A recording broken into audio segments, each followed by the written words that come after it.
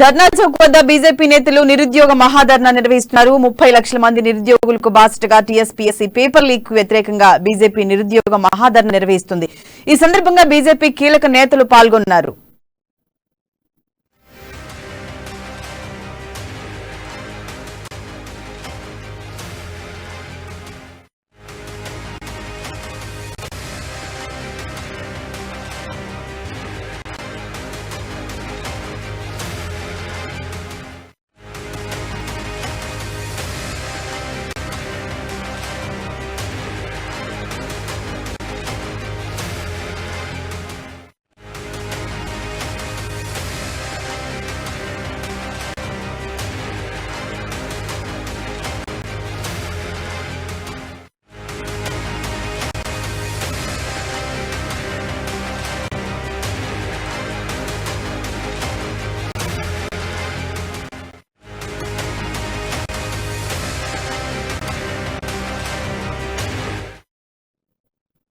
TSPSC paper leakage కేసులో అసలు నిందితులు ఎవరో తెలుసాలని బీజేపీ రాష్ట్ర అధ్యక్షులు బండి సంజయ్ డిమాండ్ చేశారు.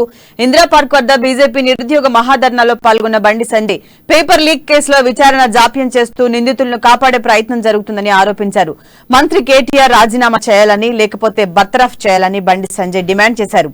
సిట్టింగ్ జడ్జితో విచారణకు అభ్యంతరం ఏంటని ప్రశ్నించారు. పేపర్ లీక్ కేసులో ఇద్దరే నిందితులన్న కేటీఆర్ సిట్ 11 మందిని ఎందుకు అరెస్ట్ చేసిందో సమాధానం చెప్పాలన్నారు. తప్పకుండా ఈ ప్రభుత్వానికి చూపడతాం. అందుకే మళ్ళా డిమాండ్ చేస్తున్నా, ఈ విషయంలో టీఎస్పీఎస్సీ లీకేజ్ విషయంలో వెంటనే ముఖ్యమంత్రి కొడుకు వెంటనే రాజీనామా చేయాలి, లేకుంటే బర్తరఫ్ చేయాలి.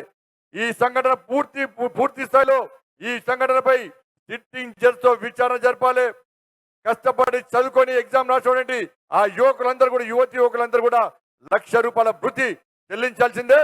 ఆ డిమాండ్లతో ఈ రోజు భారతీయ జనతా పార్టీ రాష్ట్ర శాఖ ఆధ్వర్యంలో ఈ రోజు మహాధరణ ప్రారంభించడం. 11 మంది యువమోర్చా కార్యకర్తలు జైల్లో ఉన్నారని ఇవాళ కూడా జైల్లో ఉన్నారు. 11 మంది యువమోర్చా రాష్ట్ర అధ్యక్షుడు భాను ప్రకాష్ తో పాటు ఇలా 11 మంది యువకులు జైల్లో పెట్టారు. చిన్న పసిపిల్లలు ఉన్నారు. నేను ఒక తమ్ముడు బాధపడుతున్నా అన్న, నాకు పసిపిల్లలున్నారన్న. టీఎస్పీఎస్సీలో లీకేజీకి వ్యతిరేకంగా నేను ఉద్యమం చేస్తే నన్ను తీసుకొచ్చి నాన్ బెయిలబుల్ కేసు పెట్టి లోపడేసిరన్న. నా కుటుంబం ఇబ్బంది పడుతుందన్న.